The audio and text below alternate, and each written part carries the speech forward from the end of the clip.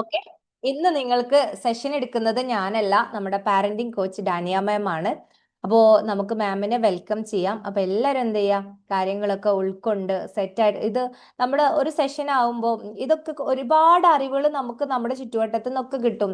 യൂട്യൂബിൽ നിന്നായാലും ഇൻസ്റ്റഗ്രാമിൽ നിന്നായാലും ഒക്കെ കിട്ടും. പക്ഷെ എന്താ പൊതുവെ ഉണ്ടാവല്, കുറച്ച് നമ്മൾ കേൾക്കുന്ന കാര്യങ്ങൾ നമ്മൾ ഉൾക്കൊള്ളാണ്ട് എന്ത് ചെയ്യും, അത് ഒരു ചെവി കൂടെ കേട്ട് മറ്റേ ചെവി കൂടെ വിട്ടയക്കുന്ന ഒരു പ്രോബ്ലം ആണ് ഒട്ടുമിക്ക ആളുകൾക്കും ഉണ്ടാവുക. പലതും കിട്ടാഞ്ഞിട്ടല്ല, പക്ഷെ നമ്മുടെ ലൈഫിൽ അപ്ലൈ ചെയ്യാത്തത് കൊണ്ടാണ് നമ്മൾ എപ്പോഴും പരാജയപ്പെട്ടു പോകുന്നത്. സോ അതുകൊണ്ട് തന്നെ നിങ്ങൾക്ക് അടിപൊളി സെഷന് എടുത്തു തരാൻ വേണ്ടിയിട്ട് നമ്മുടെ ഡാനിയ മാം ഇവിടെ എത്തിയിട്ടുണ്ട്. മാമിനെ വെൽക്കം ചെയ്യാണ്. മാം, ഓവർ ടു യു.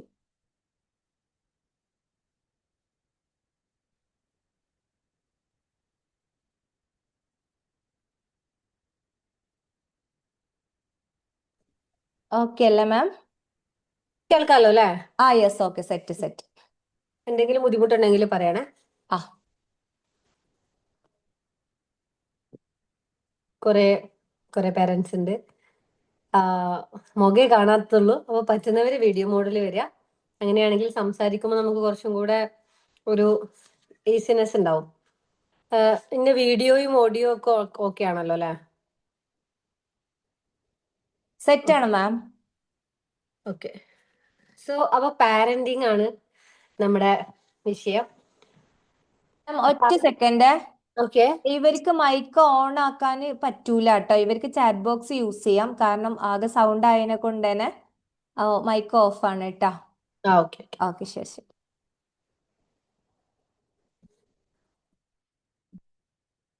അപ്പോ എത്ര പറഞ്ഞാലും തീരാത്ത ഒരു കടലാണ് ശരിക്കും പാരന്റിങ് എന്ന് പറയുന്നത്. അതിന്റെ റീസൺ വേറെ ഒന്നുമല്ല. ഒരു മനുഷ്യൻ അല്ലെങ്കിൽ നമ്മളെ വയറ്റിലൊരു കുഞ്ഞ് വളരെ കുഞ്ഞായി പിറവി കൊള്ളുന്നത് മുതൽ നമ്മളെ നമ്മുടെ ശരീരത്തിൽ, നമ്മളെ ഗർഭപാത്രത്തിൽ ആ കുഞ്ഞിന്റെ തുടക്കം മുതൽ തുടങ്ങുന്ന ഒരു പ്രോസസ്സാണ്. അപ്പൊ നമ്മളിലൊക്കെ ആ പ്രോസസ്സ് ഇങ്ങനെ സാധാരണ എല്ലാരും പറയാറുണ്ട്, ഒരു കുഞ്ഞ് ജനിക്കുമ്പോ ആ പാരന്റ്സ് അച്ഛനും അമ്മയായിന്ന്. പക്ഷെ അതിന്റെ അപ്പുറത്തേക്ക് ഒരു കുഞ്ഞ് ജനിക്കുമ്പോ തന്നെ ആ കുട്ടീന്റെ ഉള്ളില് ഒരു പാരന്റ് രൂപപ്പെടുന്നുണ്ട്. കാരണം നിങ്ങൾ കണ്ടിട്ടില്ലേ അവർ ഈ ടോയ്സ് കൊണ്ടൊക്കെ കളിക്കുന്നത്? എത്ര ഭംഗിയിലാണ് അവരവരെ ടോയിനെ ഇങ്ങനെ കെയർ ചെയ്യല്ലേ. ശരിക്കും ഒരു പാരന്റ് കുട്ടീനെ കെയർ ചെയ്യുന്ന പോലെയാണ് അവരവരുടെ ടോയ്സുമായിട്ട് കെയർ ചെയ്യുന്നത്.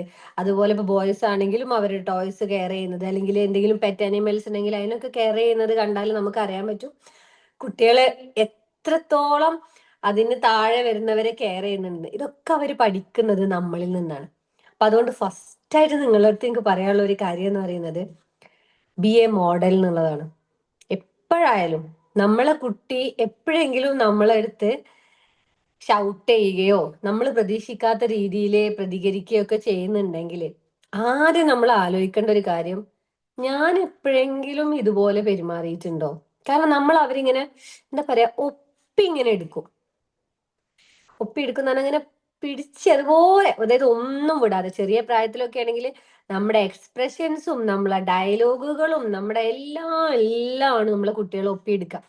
അപ്പൊ അതുകൊണ്ട് ഒരു പാരന്റ്സ് എന്നുള്ള നിലയിൽ ഈ അക്കാദമിയിലുള്ള പാരന്റ്സ് തന്നെ ആയിരിക്കും എന്നാണ് ഞാൻ മനസ്സിലാക്കുന്നത്. അങ്ങനെ ആവുമ്പോ തന്നെ നിങ്ങളെ കുട്ടികളെ എന്ത് ചെയ്യണം എന്നാണോ നിങ്ങൾ ആഗ്രഹിക്കുന്നത് അത് ആദ്യം നിങ്ങളാവുക എന്നുള്ളതാണ്.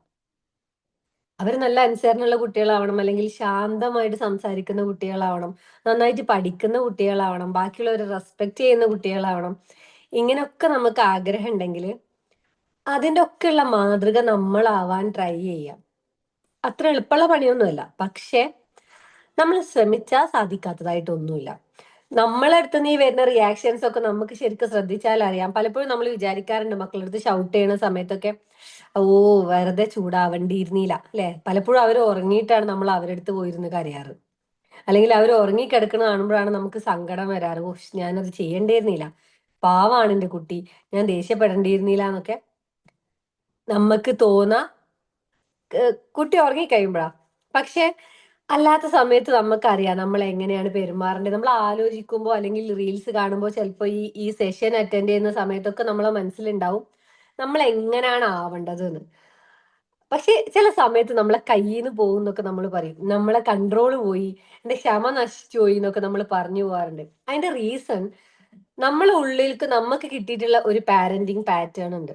നമ്മൾ കുഞ്ഞാവുമ്പോ മുതൽ നമ്മൾ എക്സ്പീരിയൻസ് ചെയ്തിട്ടുള്ള ഒരു പാരന്റിങ്, നമ്മളെ പാരന്റ്സ്, നമ്മളെ പാരന്റൽ ഫിഗറിൽ കാണുന്ന ആളുകൾ നമ്മളോട് എങ്ങനെയാണ് പെരുമാറിയിരുന്നത് എന്നതൊക്കെ ചേർത്ത് എങ്ങനെയാവണം ഒരു പാരന്റ് എന്നുള്ളത് നമ്മളെ ഉള്ളിൽ ഒരു രൂപപ്പെട്ടു വന്നിട്ടുണ്ടാവും. നമ്മൾ അറിഞ്ഞും അറിയാതെയും നമ്മളെ ഉള്ളിൽ അത് രൂപപ്പെട്ടിട്ടുണ്ട്. അതിന്റെ ഒരു റിഫ്ലക്ഷൻ ആയിട്ടാണ് നമ്മളടുത്തുനിന്ന് വന്നു പോകുന്ന ഈ റിയാക്ഷൻസ് ഒക്കെ. അപ്പൊ അതുകൊണ്ട് നമ്മൾ ഇങ്ങനത്തെ പാരന്റിങ് കൊടുത്താല് തൊട്ടടുത്ത തലമുറ നമ്മളെ കുട്ടികൾ പാരന്റ്സ് ആവുന്ന സമയത്തും അവരെടുത്തുനിന്ന് ഇതുപോലുള്ള ഒരു അതാണ് ഇങ്ങനെ കൈമാറുക, തലമുറകൾ തലമുറകൾ കൈമാറുക. അപ്പൊ അതുകൊണ്ട് ഒരു തലമുറകൾ, ഞാൻ എന്താണ് തലമുറകൾ കൈമാറേണ്ടത് എന്ന് ഒരു പാരന്റിങ് നടത്തുന്ന സമയത്ത് എല്ലാ പാരന്റ്സും ഒന്ന് ഓർത്തിട്ടായിരിക്കാം നമ്മളെ റിയാക്ഷൻ എന്നുള്ളതാ. ഇപ്പൊ ഞാൻ അടക്കം വരുന്ന ആളുകളൊക്കെ ദേഷ്യം വരും. കുട്ടികൾ സ്വാഭാവികമായിട്ടും വികൃതി കാണിക്കുമ്പോ, കുറുമ്പ് കാണിക്കുമ്പോഴൊക്കെ ഏതൊരു പാരന്റിനും ദേഷ്യം വരാം. പക്ഷെ നമ്മുടെ ആ ദേഷ്യത്തിന് നമ്മൾ എങ്ങനെ ഹാൻഡിൽ ചെയ്യുന്നു എന്നുള്ളതാണ് അതിൽ ഏറ്റവും ഇമ്പോർട്ടന്റ് ആയിട്ടുള്ള കാര്യം.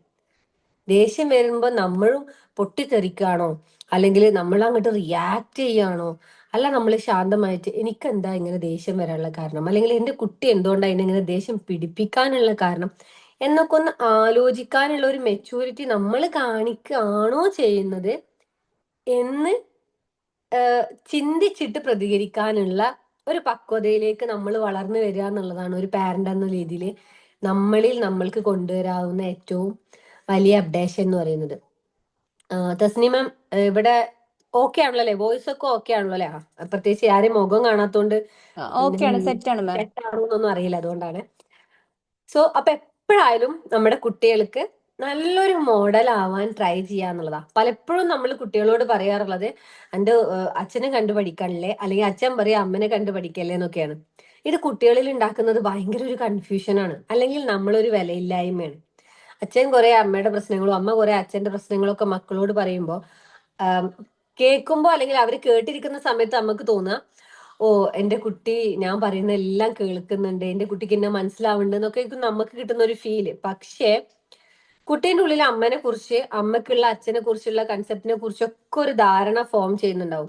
പതിയെ പതിയെ പതിയെ അച്ഛനോട്, ഇപ്പൊ അമ്മയാണ് അച്ഛനെ കുറിച്ച് ഇങ്ങനെ നിരന്തരമായി കുട്ടീനോട്, ഓ അച്ഛൻ അങ്ങനെ ആയതുകൊണ്ടാണ് നമ്മളെ ലൈഫ് ഇങ്ങനെ ആയിപ്പോയത്, അച്ഛൻ ഇങ്ങനെ ആയതുകൊണ്ടാണെന്നൊക്കെ പറഞ്ഞ അച്ഛനെ കുറിച്ച് കുറെ ബാഡ് ആയിട്ടുള്ള കാര്യങ്ങൾ, അതിന് മോശം എന്നല്ല, അമ്മന്റെ അച്ഛനെ കുറിച്ചുള്ള പരാതികൾ ഇങ്ങനെ പറയുകയാണെങ്കിൽ ആദ്യ കുട്ടി സാരല്ലേ അമ്മ എന്നൊക്കെ പറഞ്ഞ രീതിയിൽ നമ്മളെ കൺസോൾ ചെയ്യും, നമ്മളെ സമാധാനിപ്പിക്കുന്ന രീതിയിൽ ഉണ്ടാവുമെങ്കിലും കുറച്ച് കഴിയുമ്പോഴേക്ക് ഈ മക്കൾക്ക് അച്ഛന്മാരോടുള്ള ആ ഒരു റെസ്പെക്ട് ഇല്ലാണ്ടാവും.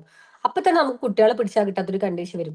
പിന്നീട് അവർ കുറച്ചുകൂടെ വളരുന്ന സമയത്ത് ഈ അച്ഛന്മാരെ റെസ്പെക്ട് ചെയ്യാത്തവര്, എന്റെ അച്ഛനെ റെസ്പെക്ട് ചെയ്യാത്ത, അച്ഛനെ വാല്യൂ ചെയ്യാത്ത, കാരണം അച്ഛൻ അനുഭവിക്കുന്ന ബുദ്ധിമുട്ടുകളൊക്കെ പിന്നെ കുറച്ച് കഴിയുമ്പോഴാണ് കുട്ടികൾ മനസ്സിലാക്കി തുടങ്ങാം. ഒരു ടീനേജിലേക്ക് കടന്ന് അവർ ഒരു ജോലിയിലേക്കൊക്കെ കിടക്കുന്ന സമയത്താണ് അച്ഛൻ ഇത്രയും എഫേർട്ട് ഇടാറുണ്ടായിരുന്നു ഫാമിലിക്ക് വേണ്ടി എന്നുള്ളത് തിരിച്ചറിയുന്ന സമയത്ത്, ഓ അച്ഛൻ ഇത്രയും വാല്യൂ ചെയ്യാത്ത ഒരാളായിരുന്നു എന്റെ അമ്മ എന്നുള്ളതൊക്കെ. ചുരുക്കത്തിൽ പറഞ്ഞാല് രണ്ടാളെ ഒരു വിലയില്ലാത്ത രീതിയിലേക്ക് നമ്മൾ തന്നെ നമ്മളെ മക്കളെ ആക്കിയെടുക്കും. ഇങ്ങനെ ഒരുപാട് പാരന്റ്സിനെ കണ്ടിട്ടുണ്ട്. നമ്മുടെ സങ്കടമായിരിക്കും നമ്മൾ മക്കളുടെ അടുത്ത് ഷെയർ ചെയ്യുന്നുണ്ടാവുക, പക്ഷെ അത് ഉണ്ടാക്കുന്ന ഭവിഷ്യത്തിനെ കുറിച്ച് നമ്മൾ ചിന്തിക്കാറുണ്ടാവില്ല. അപ്പൊ എങ്ങനായാലും ഒരു പാരന്റിങ് എന്ന് പറയുന്നത് ഒരിക്കലും അമ്മ ഒറ്റയ്ക്ക് ചെയ്യേണ്ട ഒരു പണിയല്ല, അമ്മയും അച്ഛനും കൂടെ ചേർന്നിട്ട് ചെയ്യേണ്ട കാര്യങ്ങളാണ്. അപ്പൊ മ്യൂച്വൽ ആയിട്ടുള്ള ഒരു അണ്ടർസ്റ്റാൻഡിങ്ങിൽ പാരന്റിങ് കൊണ്ടുപോകാൻ കഴിയുന്നതിന്റെ പരമാവധി ട്രൈ ചെയ്യുക എന്നുള്ളതാണ്. എന്ത് കാര്യം ഉണ്ടെങ്കിലും ഞാൻ അച്ഛനോട് ചോദിച്ചിട്ട് പറയാട്ടോ, അല്ലെങ്കിൽ അച്ഛനാണെങ്കിൽ ഞാൻ അമ്മയോട് ചോദിച്ചിട്ട് പറയട്ടെ, ഞങ്ങളൊന്ന് ഡിസ്കസ് ചെയ്തിട്ട് ഒരു തീരുമാനം എടുക്കാം എന്നൊരു രീതിയിലുള്ള ഒരു സമീപനാണ് എപ്പോഴായാലും നമ്മുടെ ഫാമിലിന്റെ ഭാവിയിലേക്ക് നല്ലത് എന്നുള്ളതാണ്. അപ്പൊ എങ്ങനെ ആകുമ്പോഴും അച്ഛൻ റെസ്പെക്ട് ചെയ്യുന്ന ഒരു, സോറി അമ്മ റെസ്പെക്ട് ചെയ്യുന്ന ഒരു അച്ഛനെ മക്കൾ ഓട്ടോമാറ്റിക്കലി റെസ്പെക്ട് ചെയ്യും. അതേപോലെ അമ്മനെ വാല്യൂ ചെയ്യുന്ന ഒരു അച്ഛനെ കുട്ടികൾ വാല്യൂ ചെയ്യും. അങ്ങനെ സംഭവിക്കുന്നുണ്ടാവും. വളരെ മനോഹരമായിരിക്കും ഫാമിലി. ഇത് തന്നെയായിരിക്കും അവരുടെ റിലേഷൻഷിപ്പിലും മുന്നോട്ട് കൊണ്ടുപോവുക. അവരും ഒരു കാലത്ത് വലുതാവും. നമ്മളിപ്പോ അവരെ വളർത്താൻ വേണ്ടിയിട്ടാണ് ഈ എഫേർട്ടൊക്കെ ഇടുന്നത്. അപ്പൊ അവരൊരു കാലത്ത് വലുതാവും, അവരൊരു ഫാമിലിയിലേക്ക് പോവും, അല്ലെങ്കിൽ അവരൊരു ഫാമിലി ബിൽഡ് ചെയ്യുന്ന ആളുകളായിട്ട് മാറും. ആ സമയത്തൊക്കെ അവർക്ക് കിട്ടിയ ഈ സെയിം മോഡലാണ് അവർ റിപ്പീറ്റ് ചെയ്യുക.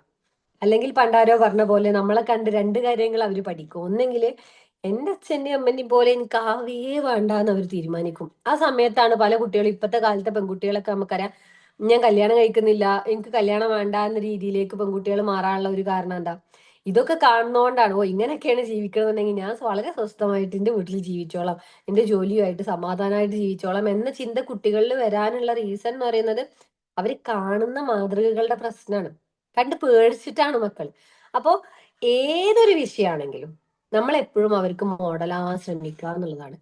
പിന്നെ ചേർത്ത് പറയാനുള്ള മറ്റൊരു കാര്യം എന്ന് പറയുന്നത്, നമ്മൾ എപ്പോഴും അവരുടെ റിസൾട്ടിനെ അപ്രീഷിയേറ്റ് ചെയ്യുന്നതിന് പകരം, റിസൾട്ടിനെ പ്രശംസിക്കുന്നതിന് പകരം അവരുടെ അധ്വാനത്തിനെ അപ്രീഷിയേറ്റ് ചെയ്യുക. ഒരു ഉദാഹരണം പറയുകയാണെങ്കിൽ, ഇപ്പൊ എന്റെ മകന് അവൻ കളറിങ്ങിൽ കുറച്ച് ബാക്കാണ്. അവൻ എത്ര ട്രൈ ചെയ്താലും അവന്റെ കളറിങ് ശരിയാവില്ല. അവന് കളറിങ് ഡെവലപ്പ് ചെയ്യണം എന്നൊക്കെ ഉണ്ട്. ഇപ്പൊ സ്കോളർഷിപ്പ് എക്സാം ഒക്കെ വരുമ്പോ കുറേ പിക്ചേഴ്സ് ഒക്കെ പ്രിന്റ് എടുത്ത് തരുമോ എന്നൊക്കെ ചോദിച്ച് പ്രിന്റ് ഒക്കെ വാങ്ങി അവൻ കുറേ കളർ എടുത്ത് വെക്കും. എങ്ങനെ ആയാലും അതിന്റെ ഇടയിൽ ചെറിയ ഗ്യാപ്പും കുറച്ച് മെച്ചപ്പെട്ട് വരുന്നുണ്ടെങ്കിലും ആ ഒരു ഫിനിഷിങ് ഒരു പെർഫെക്ഷനിലേക്ക് എത്തിയിട്ടില്ല. എത്തുന്നുണ്ട്, അവനിങ്ങനെ ചെയ്തു വരുന്നുണ്ട്. പക്ഷെ ആ സമയത്ത് എത്ര പ്രാവശ്യം ഈ കളർ കൊടുത്ത് എന്നിട്ട് എന്താണത് ശരിയാവാത്ത എന്ന് പറയുന്നതിന്റെ പകരം, എത്ര സമയം നീ എഫേർട്ട് ഇട്ടിട്ടുണ്ട് അല്ലേ, നീ ഇത്ര സമയം ഇതിനു വേണ്ടിയിട്ട് വർക്ക് ചെയ്തിട്ടുണ്ടല്ലോ എന്ന് പറഞ്ഞ് അവരുടെ എഫേർട്ടിനെ നമ്മൾ അപ്രീഷിയേറ്റ് ചെയ്യുകയാണെങ്കിൽ വീണ്ടും വീണ്ടും അവർക്ക് അതിനു വേണ്ടിയിട്ട് അവരുടെ സമയവും അധ്വാനവും ഇൻവെസ്റ്റ് ചെയ്യാനുള്ള ഒരു ടെൻഡൻസി ഉണ്ടാവും. വീണ്ടും ട്രൈ ചെയ്ത് നോക്കാനുള്ള ഒരു ഇഷ്ടം ഉണ്ടാവും. നേരെ മറിച്ച് ഇത്ര പ്രാവശ്യം ഈ ചെയ്തു തന്നിട്ട്, അല്ലെങ്കിൽ ഇത്ര പ്രാവശ്യം ഞാൻ നിനക്ക് പറഞ്ഞു തന്നിട്ട്, ഇത്ര പ്രാവശ്യം പഠിപ്പിച്ചു തന്നിട്ട് നീ പഠിക്കുന്നില്ലല്ലോ, എനിക്ക് മനസ്സിലാവണില്ലല്ലോ, എന്താ നിനക്ക് മനസ്സിലാവാത്ത എന്ന രീതിയിലേക്ക് നമ്മുടെ സംസാരങ്ങളോ നമ്മുടെ ചിന്തകളോ നമ്മുടെ റിയാക്ഷൻസോ പോയി കഴിയുമ്പോൾ കുട്ടീന്റെ മനസ്സിലും അതാണ് കേറുക.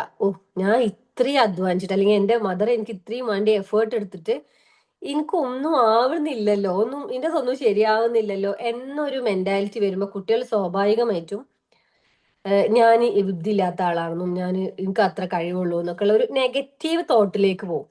നേരെ മറിച്ച് ഈ ആദ്യത്തെ ഒന്ന് നോക്കിയാ, ഫസ്റ്റ് എനിക്ക് മലയാളം എഴുതാൻ അറിയായിരുന്ന. അപ്പൊ കഴിഞ്ഞ ദിവസം ഇപ്പൊ ഡൈനിങ് ഹാളിൽ ഞാൻ നിലത്ത് കിടന്നിട്ട് മോൾ എന്നോട് പറഞ്ഞു എനിക്ക് പഠിക്കാൻ കഴിയൂല. അതായത് അവൾ സ്കൂളിൽ പോകാൻ തുടങ്ങിയിട്ടൊന്നുമില്ല, 4 വയസ്സാവുന്നേ ഉള്ളൂ. അപ്പോൾ എനിക്ക് പഠിക്കാൻ കഴിയൂലല്ലോ അമ്മച്ചി, എനിക്ക് അറിയൂലല്ലോ ഒന്നും. അപ്പൊ ഞാൻ അതെങ്ങനെ, എനിക്ക് ഒറ്റയ്ക്ക് പഠിക്കാൻ കഴിയുമല്ലോ, ഈ എങ്ങനെ നടക്കാൻ പഠിച്ച്, ഈ ഉണ്ടായപ്പോ നടന്നിരുന്നോ? അത് ചോദിച്ച സമയത്ത് ഇല്ല. പിന്നെ ആരാ നടക്കാൻ പഠിപ്പിച്ച്? അത് ഞാൻ ഒറ്റയ്ക്ക് പഠിച്ചു, അപ്പൊ എനിക്ക് പഠിക്കാൻ കഴിയുമല്ലോ. സംസാരിക്കാൻ കഴിയുമായിരുന്നു, ഉണ്ടായപ്പോ ഈ എല്ലാ കാര്യങ്ങളും ഇങ്ങനെ കൃത്യമായിട്ട് പറഞ്ഞിരുന്നോ? അപ്പൊ ഇല്ല. അപ്പൊ അവൾ എന്നെ ഇങ്ങനെ ചിരിക്കുന്നുണ്ട്. നമുക്ക് ആ ചിരി കണ്ടാലേ അറിയാം അവർക്ക് അവരോട് വരുന്ന ഒരു ട്രസ്റ്റ്. ശരിയാണല്ലോ, ഞാനാണല്ലോ നടക്കാൻ പഠിച്ചത്, ഞാനാണല്ലോ സംസാരിക്കാൻ പഠിച്ചത്, ഞാനാണല്ലോ ഒറ്റക്ക് ഫുഡ് എടുത്ത് കഴിക്കാൻ പഠിച്ചത്.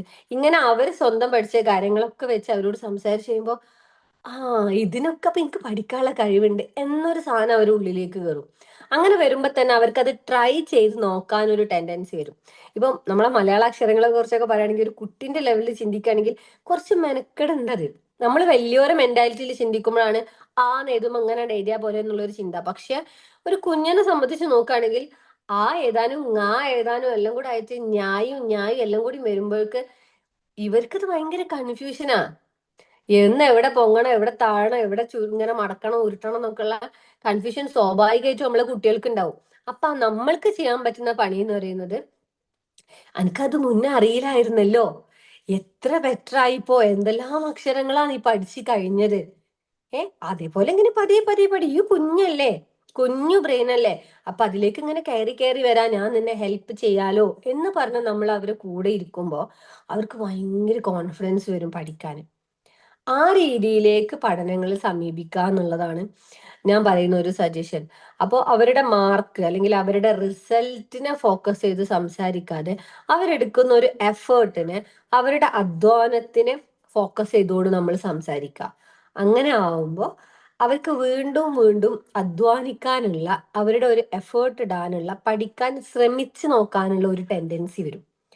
ആ ടെൻഡൻസിയാണ് നമുക്ക് എല്ലാ കാലത്തേക്കും ആവശ്യം. നമ്മുടെ ബ്രെയിനിന് ഒരു സ്വഭാവമുണ്ട്. നമ്മുടെ ബ്രെയിന് ഓർമ്മകളെ സൂക്ഷിച്ചു വെക്കുന്നത് ഭാവിയിൽ എന്ത് സംഭവിക്കും എന്ന് പ്രെഡിക്റ്റ് ചെയ്യാൻ വേണ്ടിയിട്ടാണ്, എന്ന് പ്രവചിക്കാൻ വേണ്ടിയിട്ടാണ്.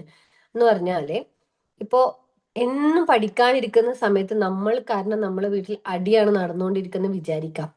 ദെൻ കുട്ടീന്റെ മനസ്സിൽ പഠനം ഈക്വൽ ടു കച്ചറ, പഠനം ഈക്വൽ ടു അടി, പഠനം ഈക്വൽ ടു വഴക്ക്, അല്ലെങ്കിൽ പഠനം ഈക്വൽ ടു പ്രശ്നം എന്ന ഒരു പിക്ചർ ക്രിയേറ്റ് ചെയ്ത് കഴിയും. ആ ഒരു ഓർമ്മയാണ് കുട്ടിക്ക് പിന്നെ പഠനവുമായിട്ട് കണക്ട് ചെയ്ത് പറയുമ്പോൾ ഉണ്ടാവുക.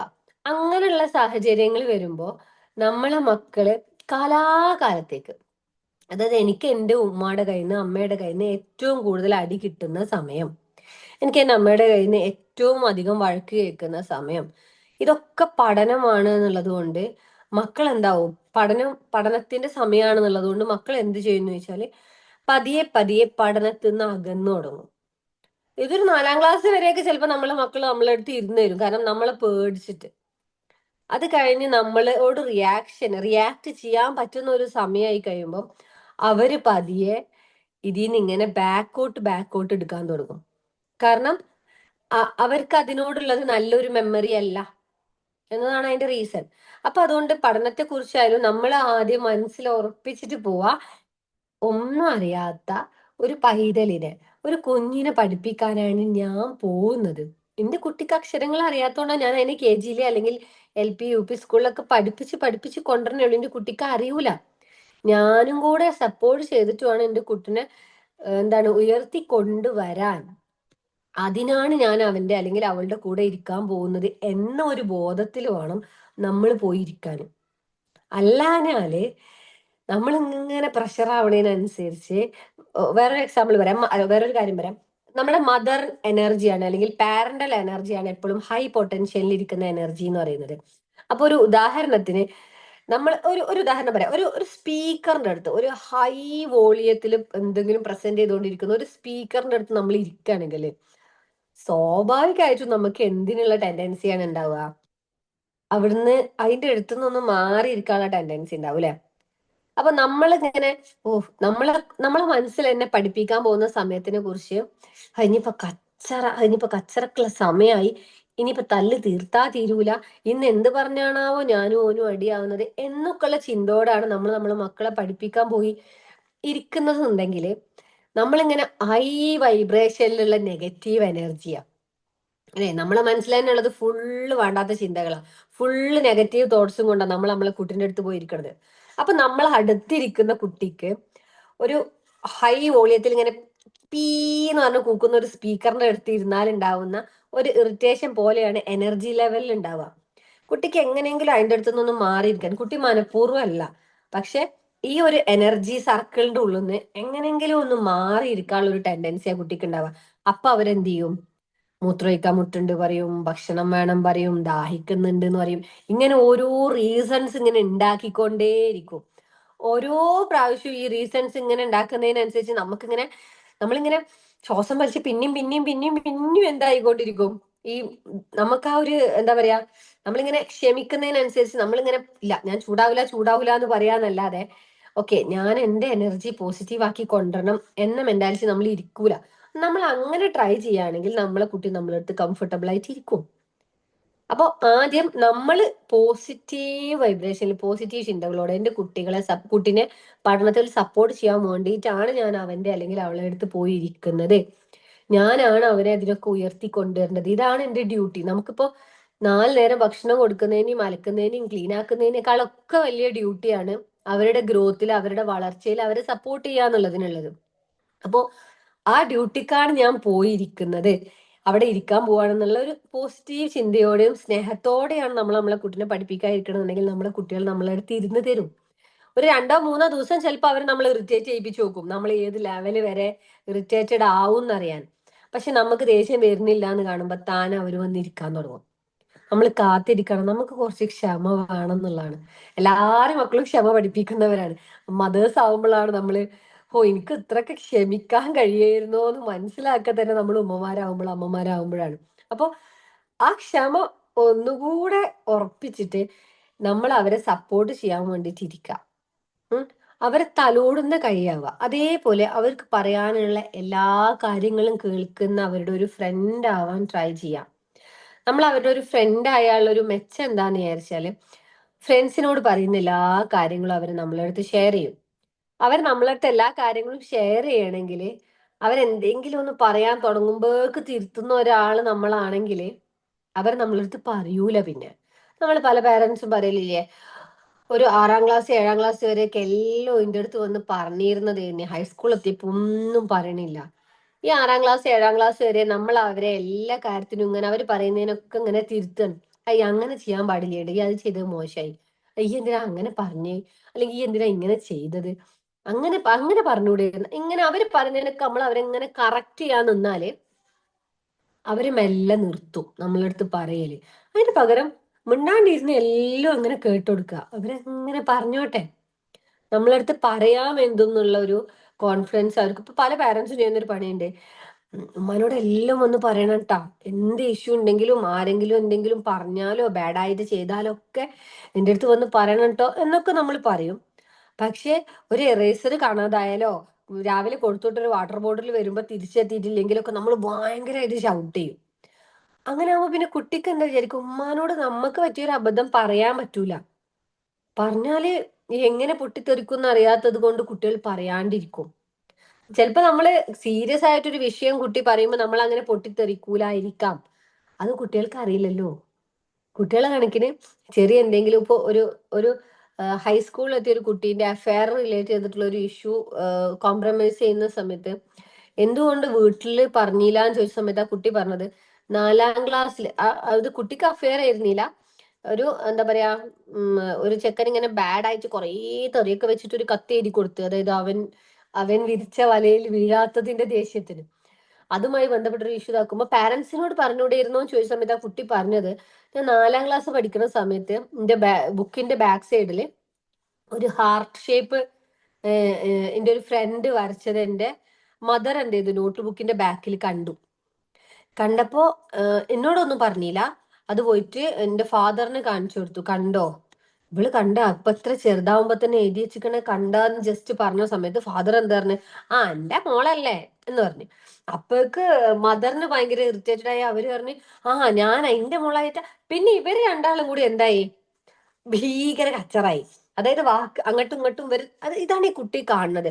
അപ്പൊ ഇങ്ങനത്തെ എന്തെങ്കിലും ഒരു ഇഷ്യൂ പറഞ്ഞു കഴിഞ്ഞാൽ വീട്ടിൽ ഇത് പാരന്റ്സ് തമ്മിൽ തന്നെ വലിയൊരു വഴക്കാവും എന്നൊരു പേടിയുണ്ട്. സീരിയസ് ആയ ഒരു ഇഷ്യൂ ഉണ്ടായപ്പോ പോലും ഈ കുട്ടിക്ക് ഇത് വീട്ടിൽ പറയാൻ പേടിയായി.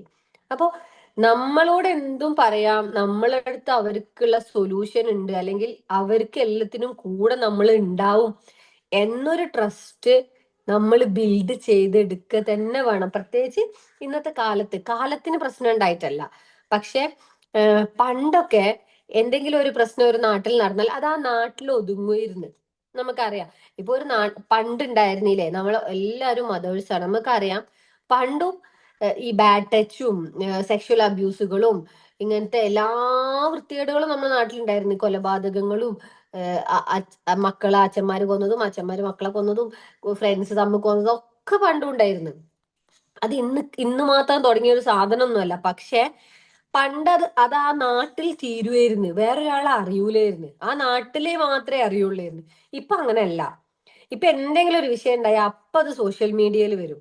അത് വന്നു കഴിഞ്ഞാൽ ഈ ഭൂമിയിലുള്ള ആർക്കും എവിടെ ഇരുന്നു വേണമെങ്കിലും അത് കാണാന്നുള്ള കോലായതുകൊണ്ട് നമ്മളാണെങ്കിൽ 2 പ്രാവശ്യം ആ സാധനം കണ്ട പിന്നെ നമ്മളെ സോഷ്യൽ മീഡിയ അത് മാത്രമേ നമുക്ക് കൊണ്ടുതരൂ എന്നുള്ളത് കൊണ്ടും നമ്മൾ വിചാരിക്കുന്ന ഒരു വിചാരമാണ് ഈ ലോകം മൊത്തം പ്രശ്നമാണ്. അല്ലാത്തൊരു പ്രശ്നമില്ല. പക്ഷെ കുട്ടിക്ക് ഇതൊക്കെ പറയാം, ഇനിയിപ്പൊ എന്ത് വിഷയമാണെങ്കിലും വന്ന് ഡിസ്കസ് ചെയ്യാം എന്നൊരു കോൺഫിഡൻസ് നമ്മൾക്ക് കുട്ടികൾക്ക് കൊടുത്തു വളർത്തുകയാണെങ്കിൽ അവരെ എല്ലാ സംശയവും അവർ നമ്മളോട് വന്ന് ചോദിക്കും. എന്ത് സാധനം ഇത് ചോദിക്കാൻ പറ്റാത്താണോ? എന്റെ മോളൊക്കെ ചിലപ്പോൾ കാണാം, അവള് ഹൈസ്കൂളിലാണ്, അപ്പോഴും വന്നിട്ട് ഇങ്ങനെ ചോദിക്കും ചില വേർഡ്സ് ഒക്കെ വേണ്ട, ഇത് ബാഡ് വേർഡ് ആണോ, ഇത് ബാഡ് വേർഡ് ആണോ ഗുഡ് വേർഡ് ആണോ, അല്ലെങ്കിൽ ഈ വേർഡിന്റെ മീനിങ് എന്താണ്, ആരോ ചൂടായപ്പോ പറഞ്ഞത് കേട്ടതായിരിക്കും, അപ്പൊ ഈ വേർഡിന്റെ മീനിങ് എന്താ, ഇതൊക്കെ വന്നിട്ട് അവർ നമ്മളടുത്ത് ചോദിക്കും. നേരെ മറിച്ച് ഇപ്പൊ നമുക്കറിയാം പീരീഡ്സുമായിട്ട് റിലേറ്റ് ചെയ്ത കാര്യങ്ങളാവട്ടെ, അല്ലെങ്കിൽ ഈ സെക്സുമായിട്ട് റിലേറ്റ് ചെയ്ത കാര്യങ്ങളൊക്കെ മക്കൾ നമ്മളടുത്ത് എന്തെങ്കിലും ഡൗട്ട് ചോദിച്ചാൽ ഒന്ന് പോയാ അവിടുന്ന് എന്നുള്ള രീതിയിലാണ് പല പാരന്റ്സും സംസാരിക്കുന്നത്. അതുകൊണ്ട് തന്നെ കുട്ടികൾക്ക് ഇത് കുട്ടികൾ ഇപ്പൊ പണ്ടത്തെ പോലെയല്ല. പണ്ടത്തെ കുട്ടിക്ക് ഒരു കാര്യം അറിയില്ലെങ്കിൽ ആ കുട്ടിക്ക് അത് അറിയൂല, അത്രേ ഉള്ളൂ. ഇപ്പത്തെ പ്രശ്നം എന്താ വെച്ചാൽ കുട്ടികൾക്ക് എന്തെങ്കിലും കാര്യം അറിയാഞ്ഞാല് കുട്ടികൾ അപ്പൊ ഫോൺ എടുത്തിട്ട് ചോദിക്കും. അവർക്ക് തോന്നിയ വേർഡിങ്സിലാണ് അവർ ചോദിക്കുക. അങ്ങനെയുള്ള ഒരു പ്രശ്നമുള്ളതുകൊണ്ട് അവർ ഉപയോഗിക്കുന്ന വേർഡിനനുസരിച്ച് വരുന്ന ഇൻഫർമേഷനിൽ മാറ്റം വരും. ഒരു എന്താ പറയാ, എക്സാമ്പിൾ പറയുകയാണെങ്കിൽ ഇപ്പൊ എന്റെ അനിയത്തിന്റെ മോന്, അവൻ ചെറിയൊരു കൊഞ്ഞുണ്ട്, സംസാരം അത്ര ക്ലിയർ അല്ലേ. അപ്പൊ അവന് കാർട്ടൂൺ കാണുകയാണ്, ചെറിയ കുട്ടിയാ. കിഡ്സ് ഏരിയ ഓൺലൈൻ എന്നാണ് അവന്റെ കാർട്ടൂൺ ചാനലിന്റെ പേര്. അപ്പൊ അവനിങ്ങനെ വോയിസ് യൂട്യൂബ് എടുത്തിട്ട് വോയിസ് ഇങ്ങനെ ടച്ച് ചെയ്തിട്ട് കിഡ്സ് ഏരിയ ഓൺലൈൻ എന്ന് പറഞ്ഞപ്പോ കിഡ്സ് എന്നുള്ളത് അവന്റെ ക്ലിയർ അല്ലാത്തതുകൊണ്ട് കിഡ്സ് ഏരിയ ഓൺലൈൻ എന്നാണ് പറഞ്ഞതായിട്ട് യൂട്യൂബിന് മനസ്സിലായത്. അപ്പോഴേക്കും ഒരുപാട് വീഡിയോസ് വന്ന് കിസ്സിങ്ങുമായിട്ട് റിലേറ്റ് ചെയ്ത വീഡിയോസാ.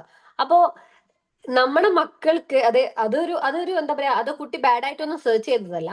പക്ഷെ നമ്മളെ മക്കൾക്ക് എന്ത് വിവരം വേണമെങ്കിലും അവൈലബിൾ ആയിട്ടുള്ള ഒരു കാലത്താണ് നമ്മളെ കുട്ടിയുള്ളത്. അതുകൊണ്ട് തന്നെ ആ വിവരങ്ങളൊക്കെ കൊടുക്കുന്ന ആള് നമ്മളാവണം എന്നാണ് ഞാൻ പറഞ്ഞു വരുന്നത്.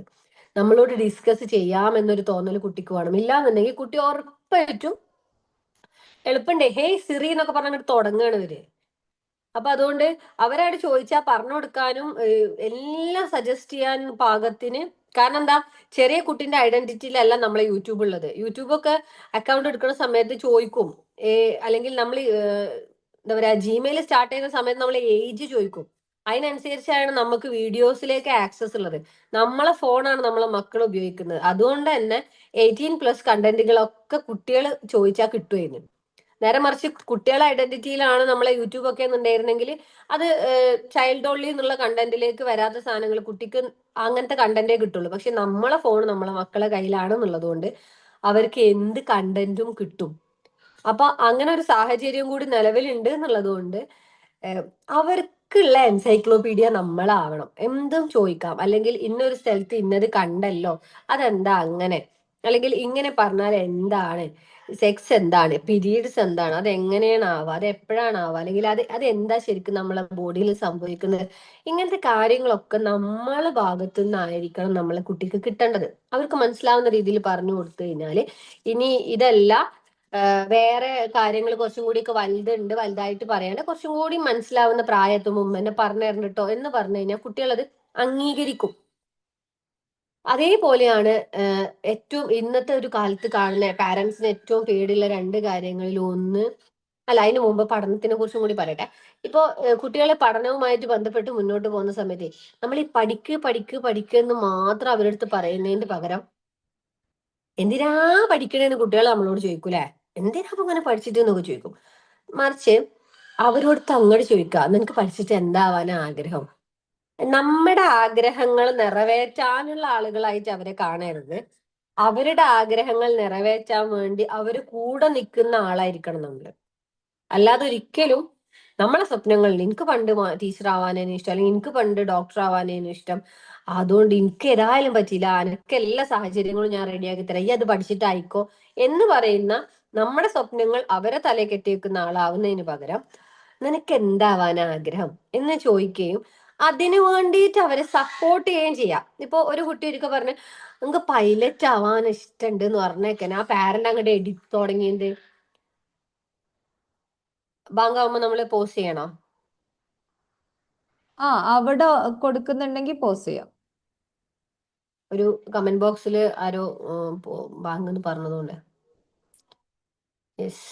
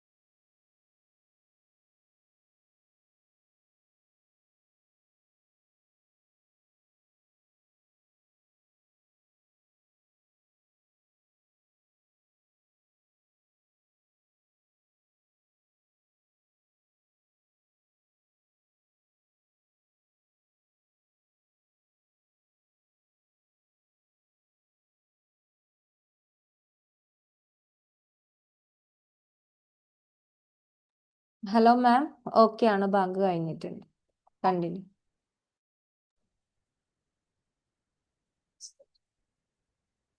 കേൾക്കാലോ അല്ലെ?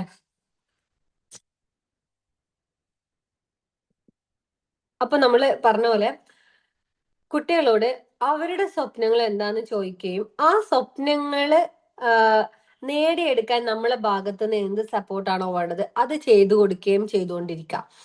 പക്ഷെ അതിലൊരു പ്രശ്നം വരാറുള്ളത്, കുട്ടികൾ സ്വപ്നമൊക്കെ പറയും, അത് കഴിഞ്ഞിട്ട് നമ്മൾ പിന്നെ കുട്ടി പഠിക്കാതൊക്കെ ഇരിക്കുമ്പോ അങ്ങനെ നടന്നോ, പിന്നെ എങ്ങനെ വലിയ പൈലറ്റ് ആണോന്നൊന്നും പറഞ്ഞിട്ട് കാര്യമില്ല എന്ന രീതിയിൽ അത് പറഞ്ഞ് പിന്നെ നമ്മൾ അവര് കുത്താൻ പോകരുത്.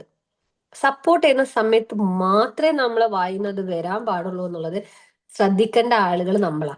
കാരണം ഇല്ലെങ്കിൽ പിന്നെ ജന്മത്ത് അവർ അവരുടെ സ്വപ്നത്തിനെ കുറിച്ച് നമ്മളോട് സംസാരിക്കേയില്ല. അപ്പൊ സ്വപ്നം കാണാൻ പഠിപ്പിക്കുകയും, വാ നമുക്ക് പൈലറ്റ് ഒക്കെ ആവണമെങ്കിൽ നമ്മൾ നന്നായിട്ട് പഠിക്കണ്ടേ, വായോ നമ്മൾ പഠിക്ക എന്ന് പറഞ്ഞിരുന്ന് ഒരുമിച്ചിരുന്ന് പഠിക്ക. ആ ഒരു കാലത്തോളം ആ ശീലങ്ങൾ ഉണ്ടാക്കി കൊണ്ടുവന്നാൽ മതി. അത് കഴിയുമ്പോഴേക്ക് കുട്ടി ആ ഒരു പാറ്റേൺ വരും കുട്ടിക്ക്. അപ്പൊ അവരുടെ സ്വപ്നങ്ങളെ കുറിച്ച് സംസാരിക്കുകയും അവർക്ക് സ്വപ്നങ്ങൾ കാണാൻ പഠിപ്പിച്ചു കൊടുക്കുകയും ചെയ്ത് കഴിഞ്ഞാല് പിന്നെ അവർ തന്നെ എക്സ്പ്ലോർ ചെയ്തോളും. ഇനി വേറൊരു കാര്യം കൂടി പറയാനുള്ളത്, ഇപ്പൊ ഒരു കുട്ടി പറയാ, ഒരു പാരന്റിനോട് ഒരു കുട്ടി പറഞ്ഞ് എനിക്ക് ഒരു പൈലറ്റ് ആയാൽ മതി. അപ്പൊക്കെ ആ പാരന്റ് പറയും, പൈലറ്റ് ആയാൽ ശരിയാവൂല, പൈലറ്റ് ആയാൽ നാട്ടിലുണ്ടാവൂല, എപ്പോഴും ഇങ്ങനെ പുറത്തൊക്കെ പോകേണ്ടി വരും, ഞങ്ങൾക്ക് എന്തെങ്കിലും ഒരു ആവശ്യം വന്നാൽ പിന്നെ വീട്ടിൽ എങ്ങനെ ഉണ്ടാവുക. ഇങ്ങനെ അതിന് നമ്മൾ എന്ത് ചെയ്യേണ്ട ആവശ്യമില്ല. ശരിക്കും ഒരു സെൻസർ ബോർഡ് വെക്കേണ്ട ഒരു കാര്യമേ ഇല്ല. കുട്ടി ചിലപ്പോ അവര് പറഞ്ഞ പോലെ പൈലറ്റ് ആയിക്കൊള്ളണമെന്നൊന്നുമില്ല. പക്ഷേ സ്വപ്നം കാണാൻ ശ്രമിക്കുമ്പോഴേ അവരതിങ്ങനെ കണ്ട് കണ്ട് കണ്ട് ഇതല്ല എന്റെ ഏരിയ എന്ന് തോന്നുമ്പോ അത് മാറ്റാനും കൂടുതൽ കൂടുതൽ ഡെവലപ്പ് ചെയ്യാനും പുതിയ ഏരിയകളെ കുറിച്ച് പഠിക്കാനും ലക്ഷ്യം ഫോക്കസ് ചെയ്ത് വർക്ക് ചെയ്യാനൊക്കെ അവർക്ക് സാധിക്കണമെങ്കിൽ അവരെ സ്വപ്നം കാണാൻ പഠിപ്പിക്കണം. അതുകൊണ്ട് എപ്പോഴും ഒരു ലക്ഷ്യം ഉണ്ടാവാനും ആ ലക്ഷ്യത്തിനെ വേണ്ടിയിട്ട് പഠിക്കുക. അപ്പൊ അതുകൊണ്ട് തന്നെ കുറച്ച് മാർക്ക് അഥവാ കുറവില്ല സാരില്ല, നമ്മൾ ഉദ്ദേശം പൈലറ്റ് ആവലല്ലേ, അല്ലെങ്കിൽ ഡോക്ടർ ആവലല്ലേ, അല്ലെങ്കിൽ IAS ഓഫീസർ ആവലല്ലേ, അല്ലെങ്കിൽ ഒരു ടീച്ചർ ആവലല്ലേ, അല്ലെങ്കിൽ എന്തോ, അല്ലെങ്കിൽ ഒരു ബിസിനസ് ചെയ്യുന്ന ഒരു ബിസിനസ്മാനോ ബിസിനസ് വുമനോ ആവലല്ലേ. അപ്പൊ നമ്മൾ അടുത്ത പ്രാവശ്യം നല്ലോണം ഒന്ന് ശ്രമിച്ചാൽ മതി എന്ന രീതിയിലേക്ക് നമ്മൾ സമാധാനത്തോടെ, പോരാത്തിന് സമാധാനിപ്പിച്ച് നമ്മളും ആ പഠിച്ചോളും നിൽക്കിട്ട് പോവല്ല, നമ്മളും അവരെ കൂടെ ഇരുന്ന് അവരെ സപ്പോർട്ട് ചെയ്ത് കഴിയുമ്പോൾ താനേ പഠിക്കാനുള്ള ഒരു ഇൻട്രസ്റ്റ് നമ്മളെ കുട്ടികൾക്ക് വരും. ഇനി മറ്റൊരു കാര്യം പറയാനുള്ളത്, നമുക്കിപ്പോ ഏറ്റവും കൂടുതൽ ടെൻഷൻ ഉള്ള രണ്ട് വിഷയങ്ങളാണ്. മക്കളിൽ ഇങ്ങനെ കൂടി വരുന്ന ഒരു സൂയിസൈഡ് ടെൻഡൻസിയും അതേപോലെ എന്താ പറയാ ഈ ലഹരിയുടെ ഉപയോഗം എന്ന് പറയുന്നത്. ഇവിടെ എത്ര പ്രായം വരെയുള്ള മക്കളാണ് ഉള്ളതെന്ന് എനിക്കറിയില്ല. എങ്കിലും ഈ ഇപ്പൊ ആത്മഹത്യ ഇപ്പൊ ഒരു ട്രെൻഡാ. ചെറിയ കുട്ടികളൊക്കെ ആത്മഹത്യ ചെയ്യുന്നുണ്ട്. പണ്ടും അങ്ങനെയൊക്കെ ചെയ്യുന്നുണ്ടായിരിക്കാം, നമ്മൾ അറിഞ്ഞു പോയതും അറിയാതെ പോയതൊക്കെ ആയിട്ടുള്ള വിഷയങ്ങൾ ഉണ്ടാവുമായിരിക്കും. പറഞ്ഞു വരുന്നത്, കുട്ടികളോട് ആത്മഹത്യനെ കുറിച്ച് ക്ലാസ് എടുത്തിട്ടുണ്ടാവും ഒട്ടുമിക്ക പാരന്റ്സ്. അതായത് നിങ്ങൾ എത്ര കഷ്ടപ്പെട്ടാണ് നമ്മൾ വളർത്തുന്നത്. അതായത് ആരെങ്കിലും ഒക്കെ ആത്മഹത്യ ചെയ്യുമ്പോൾ നമ്മൾ ഇങ്ങനെ കുട്ടികളോട് പറയും, എത്ര കഷ്ടപ്പെട്ടാണ് നിങ്ങൾ നമ്മൾ വളർത്തുന്നത്, നിങ്ങളെ വയറ്റിലാവുമ്പോ മുതലേ സ്നേഹം തന്ന് ഓമനിച്ച് കാത്തിരുന്ന് പ്രസവിച്ച്, എന്നിട്ട് എത്ര പ്രയാസപ്പെട്ടിട്ടാണ് പ്രസവിച്ചതും പാലൂട്ടിയതും വളർത്തിയതും പഠിപ്പിച്ചതും, എന്നിട്ട് ഇങ്ങനത്തെ ഒരു ചെറിയ കാര്യത്തിന് ഞങ്ങൾക്ക് എത്ര വിഷമാവും ആലോചിക്കാതെ ഈ കുട്ടികൾ പോയിട്ട് ജീവിതം അവസാനിപ്പിക്കുമ്പോ എന്തൊരു സങ്കടം ഉണ്ടാകും ആ പാരന്റ്സിന് എന്ന രീതിയിലാണ് ഒട്ടുമിക്ക പാരന്റ്സും കുട്ടികളോട് സംസാരിക്കുക. അങ്ങനെ സംസാരിക്കുന്ന സമയത്ത് ഉണ്ടായിട്ടുള്ള അല്ലെങ്കിൽ ഉണ്ടാവുന്ന ഒരു പ്രശ്നം എന്ന് പറഞ്ഞാല്, എന്തെങ്കിലും ആ ഒരു ടെൻഡൻസി കാണിക്കുന്ന കുട്ടികളെ അത് കാണിക്കുള്ളൂ. പക്ഷെ ആ ടെൻഡൻസി കാണിക്കുമ്പോൾ ഇവര് മനസ്സില് ഇവര് വിഷമിക്കണം, ഇവർക്ക് എത്ര വിഷമാവും ഞാൻ പോയാലെന്ന് ഞാൻ അവർക്ക് കാണിച്ചു കൊടുക്കാം, ഞാൻ ഇല്ലാഞ്ഞാല് അവർക്ക് അവിടെ സങ്കടം ഞാൻ അവർക്ക് അനുഭവിപ്പിച്ചു കൊടുക്കാം എന്നൊക്കെ ഒരു റിവെഞ്ച് തോട്ട് വരുമ്പോഴാണ് പല കുട്ടികളും, ഇപ്പൊ ഈ ചെറിയ കുട്ടികളൊക്കെ ആത്മഹത്യയിലേക്ക് പോകുന്നത്. അല്ലാതെ ആത്മഹത്യ ചെയ്യുന്നത് എപ്പോഴാണ്? ഈ പഠനത്തിൽ മാർക്ക് കുറയുമ്പോഴൊക്കെ പറഞ്ഞാൽ ടെൻഷനാ. അതെപ്പോഴാ? മാർക്ക് കുറഞ്ഞാൽ മറ്റേ വടിയും കോടാലിയും മറ്റേ ചട്ടമൊക്കെ എടുക്കുന്ന പാരന്റ്സ് ആവുമ്പോഴാണ് മാർക്ക് കുറയുമ്പോൾ ഭയങ്കര ടെൻഷൻ ഉണ്ടായിട്ട് കുട്ടികൾ ആ രീതിയിലേക്ക് എനിക്കിത് സഹിക്കാൻ പറ്റണില്ല എന്നുള്ള ടെൻഡൻസിലേക്ക് പോവാ. ആ ഒരു ഇഷ്യൂ ഇല്ലാതിരിക്കാനുള്ള കാര്യമാണ് നമ്മൾ മുന്നേ പറഞ്ഞത്. നമ്മൾ അവർക്ക് എപ്പോഴും ഒരു സപ്പോർട്ട് ആയിക്കൊണ്ട് തന്നെ നിൽക്കുക. നമ്മളെ സപ്പോർട്ട് ചെയ്തുകൊണ്ട് തിരുത്തുന്ന ആളുകളെയല്ലേ നമുക്ക് ഇഷ്ടമുള്ളൂ. അതേപോലെ നമ്മളെ കുട്ടികളെ സപ്പോർട്ട് ചെയ്ത് തിരുത്താൻ ശ്രമിക്കുക. ഇങ്ങനെ അല്ലാത്ത വാശിയുള്ള കുറുമ്പിന്റെ പേരിൽ ആത്മഹത്യാ ഭീഷണി, വീട് വിട്ടു പോകുന്നൊക്കെ പറയുന്ന മക്കളോട് പറഞ്ഞു കൊടുക്കേണ്ട കാര്യം, നമ്മളെപ്പോഴും അവരോട് പറയില്ല മരിച്ച അല്ലെങ്കിൽ നാട് വിട്ടു പോയിട്ട് 2 ദിവസത്തുള്ള കാര്യമാണ്. അത് മാറ്റിയിട്ട് അത് കഴിഞ്ഞിട്ട് ബാക്കിയുള്ള ദിവസത്തെ കാര്യം പറഞ്ഞു കൊടുക്കുക. ഇനിയിപ്പൊ എന്റെ മോനൊക്കെ പറയുമ്പോ UKG എന്നാലും ചിലപ്പോ ഇന്നെ ഇങ്ങനെ നെട്ടിക്കാനൊക്കെ പറയും, ഞാൻ പോവാണ് ഇവിടെ, നിങ്ങക്ക് വേണ്ട അമ്മച്ചീനെ എന്നൊക്കെ പറയും. അപ്പൊ ഞാൻ പറയും, ഈ ഒറ്റക്ക് പോവോ മോനെ? ആ ഞാൻ പോവും. അപ്പൊ ഇങ്ങനെ ഒറ്റക്ക് പോയിട്ട് റോട്ടിൽ കയറുമ്പോ വല്ല വണ്ടിയും തട്ടിയാല് എനിക്ക് വേദന ആവൂലടാ. അപ്പൊ ഇങ്ങനെ മുണ്ടാണ്ടാവും, വേദന ആവും. ആ ഇല്ല ഞാൻ റോഡ് നോക്കിക്കാണ്ട് പോയിക്കോളാന്നൊക്കെ പറയും. അപ്പൊ നമ്മൾ റോഡ് നോക്കിയൊക്കെ നമ്മളിങ്ങനെ പോയി കഴിഞ്ഞാല് കൊറേ ദൂരം പോയി ഇപ്പൊ ഒരു ഡോഗിനൊക്കെ കണ്ടായി എന്താക്കൂ? തിരിച്ചു ഓടാൻ കഴിയൂലല്ലോ.